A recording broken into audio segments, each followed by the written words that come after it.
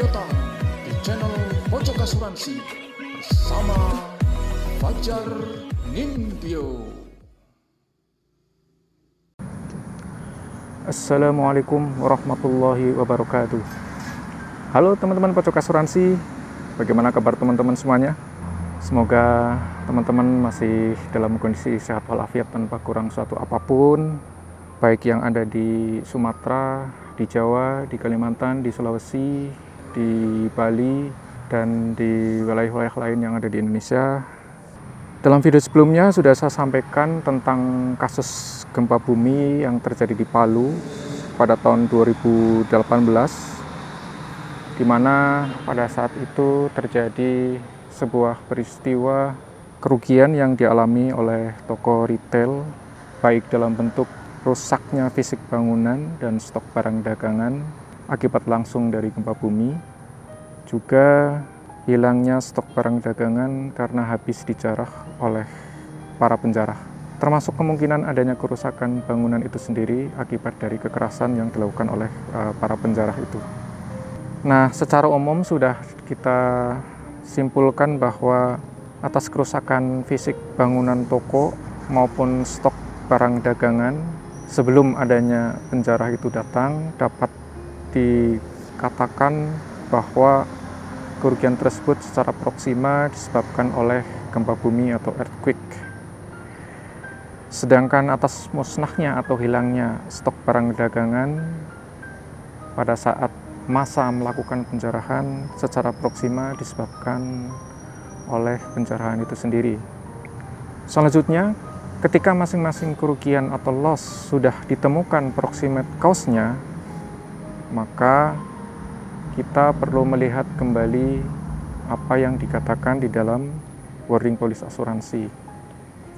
Dengan demikian, pada dasarnya kita sama sekali belum dapat menyimpulkan apapun dalam arti apakah kerugian dimaksud akan dijamin atau tidak di dalam polis sebelum kita memperoleh informasi yang benar dan detail. Pertama, tentang hubungan sebab akibat antara kerugian dengan bahaya yang mendahulunya. Kemudian yang kedua adalah bagaimana polis asuransi berbicara tentang hal tersebut. Mari kita lihat beberapa skema polis asuransi yang kemungkinan dimiliki oleh tertanggung. Skema yang pertama, tertanggung hanya memiliki polis standar asuransi kebakaran atau Flexas only. Apabila kita baca operatif clause di dalam PSAKI atau polis standar asuransi kebakaran Indonesia, kita akan mendapati bahwa hanya ada beberapa bahaya atau perils yang di-cover di dalam PSAKI. Karena polis ini berbasis NIM perils, tentu saja list-list bahaya yang ada disebutkan satu persatu di dalam operative clause. Yang pertama adalah kebakaran atau fire, 2 petir atau lightning, 3 ledakan atau explosion, 4 kejatuhan pesawat terbang atau impact of falling aircraft, dan yang kelima asap atau smoke.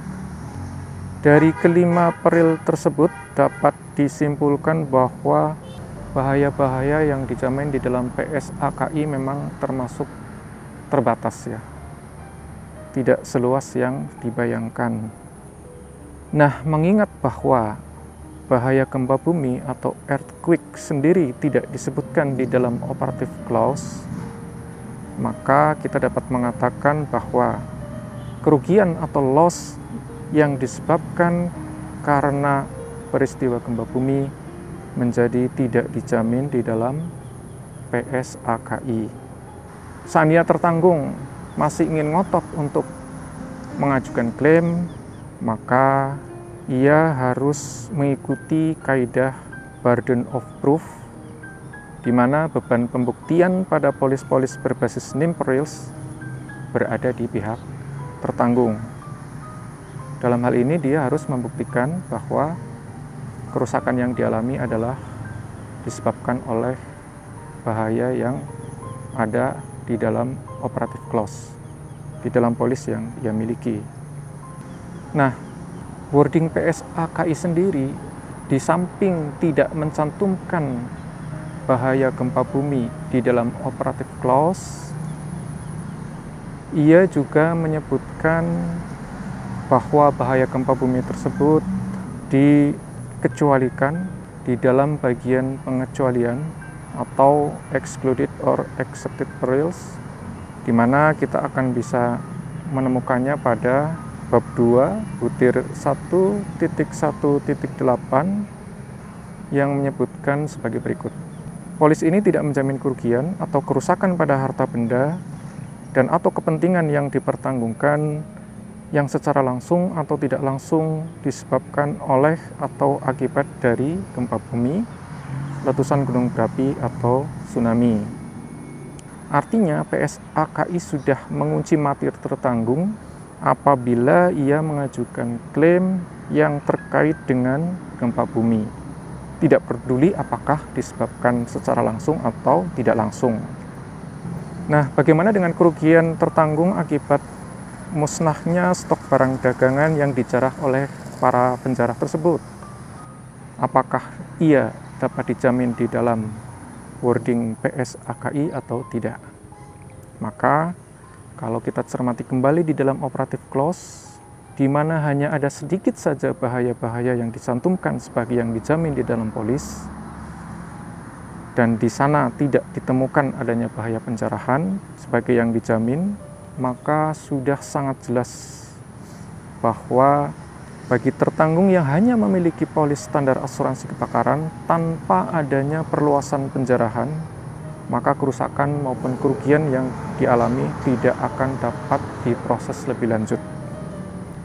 Kemudian skema yang kedua, bagaimana jika tertanggung memiliki polis asuransi kebakaran plus asuransi gempa bumi? Kalau tadi polis pertama sudah dinyatakan tidak ada liability-nya, bagaimana dengan polis yang kedua, yaitu asuransi gempa bumi? Sekarang coba kita buka wording PSAGBI atau Polis Standar Asuransi Gempa Bumi Indonesia. Di dalam bab 1, pasal 1, wording PSAGBI disebutkan sebagai berikut. Polis ini menjamin kerugian atau kerusakan harta benda dan atau kepentingan yang dipertanggungkan yang secara langsung disebabkan oleh bahaya yang disebutkan di bawah ini. 1. Gempa bumi, 2. Letusan gunung berapi, 3. Kebakaran dan ledakan yang mengikuti terjadinya gempa bumi dan atau letusan gunung berapi, dan yang keempat, tsunami. Dalam operative clause tersebut secara jelas dikatakan bahwa kerugian yang secara proksima disebabkan oleh gempa bumi maka akan dapat dijamin di dalam polis standar asuransi gempa bumi. Jadi syaratnya harus merupakan akibat langsung. Jika disebabkan karena penyebab secara tidak langsung oleh gempa bumi, maka klaimnya dipastikan tidak akan dapat diproses lebih lanjut. Jadi meskipun PSAGBI dapat mengcover kerugian atau kerusakan karena bahaya gempa bumi, namun harus disyaratkan atau memenuhi syarat kata-kata secara langsung atau directly. Jadi gempa bumi itu harus merupakan penyebab langsung dari kerugian tersebut. Dengan demikian kesimpulannya, atas kerusakan fisik bangunan maupun stok barang dagangan atas toko retail pada kejadian Palu 2018 sebelum kedatangan penjarah, maka PSAGBI memiliki liability atau tanggung jawab atas kerugian yang dialami oleh tertanggung. Setelah kedatangan penjarah, ceritanya akan menjadi lain. Perlu diketahui bahwa polis gempa bumi dari sisi namanya saja sudah dapat kita simpulkan bahwa polis ini memang hanya akan menjamin kerugian yang disebabkan oleh gempa bumi maupun peristiwa-peristiwa lain yang sejenis dengannya. Sehingga menjadi kurang begitu relevan atau menjadi aneh apabila ada polis gempa bumi yang kemudian diperluas dengan perluasan penjarahan. Meskipun bisa jadi ada beberapa penanggung yang dapat melekatkan klausul dimaksud. Ini akan menjadi topik yang berbeda. Kemudian skema berikutnya, bagaimana jika tertanggung memiliki polis standar asuransi kebakaran yang diperluas dengan bahaya kerusuhan atau kode 4.1a, atau mungkin lebih luas lagi diperluas dengan bahaya huru-hara atau kode 4.1b. Jika jaminan standarnya sendiri sudah jelas bahwa polis tersebut tidak berjalan liability-nya, maka ruang itu terbuka pada perluasan jaminan kerusuhan, di mana disebutkan di dalam klausula tersebut sebagai berikut. Pertanggungan ini diperluas terhadap kerusakan harta benda dan atau kepentingan yang dipertanggungkan yang secara langsung disebabkan oleh salah satu atau lebih dari risiko-risiko berikut. 1.1 kerusuhan, 1.2 pemupukan, dan seterusnya sampai pada butir penjarahan. Di sini dikatakan bahwa penjarahan yang di-cover hanya dibatasi pada jenis penjarahan yang terjadi selama kerusuhan apabila dilekatkan klausula 4.1a, atau yang terjadi selama kerusuhan atau huru-hara untuk klausula 4.1b. Nah, pembatasan ini akan memaksa kita untuk membaca apa itu definisi kerusuhan dan huru-hara sebagaimana yang ditemukan di dalam bab 3 wording PSAKI. Kerusuhan didefinisikan sebagai tindakan suatu kelompok orang minimal sebanyak 12 orang yang dalam melaksanakan suatu tujuan bersama menimbulkan suasana gangguan ketertiban umum dengan kegaduhan dan menggunakan kekerasan serta pengerusakan harta benda orang lain yang belum dianggap sebagai suatu huru-hara. Apabila peristiwa penjarahan yang terjadi di Palu itu tidak memenuhi syarat yang disebutkan di dalam definisi kerusuhan tersebut, maka tentu saja penanggung pun tidak memiliki kewajiban untuk memproses klaimnya lebih lanjut. Namun, apabila kerumunan massa penjara di Palu itu berjumlah minimal 12 orang, kemudian menyebabkan gangguan ketertiban umum dan menggunakan kekerasan serta pengerusakan atas harta benda tertanggung, maka kerugian yang dialami tertanggung kemungkinan dapat diproses lebih lanjut di bawah polis standar asuransi kebakaran yang diperluas dengan perluasan kerusuhan atau huru-hara. Nah, itu ada beberapa skema yang kemungkinan akan dialami oleh tertanggung apabila ia memiliki jenis polis yang berbeda-beda. Oke, demikian pembahasan saya tentang liability atau tanggung jawab asuransi atas peristiwa gempa bumi dan penjarahan yang terjadi di Palu pada tahun 2018 lalu. Semoga apa yang saya sampaikan di sini dapat menjadi pelengkap pengetahuan bagi siapapun yang membutuhkan. Mohon maaf apabila ada kesalahan maupun kekeliruan data yang terlontar dari saya. Semoga teman-teman nanti bisa memberikan koreksi atas pembahasan saya kali ini. Oke, terima kasih teman-teman petugas asuransi di seluruh Indonesia yang sudah sudi melihat video ini. Jangan lupa subscribe, like, komen, dan share. Dan sampai jumpa di video-video saya selanjutnya. Terima kasih. Wassalamualaikum warahmatullahi wabarakatuh.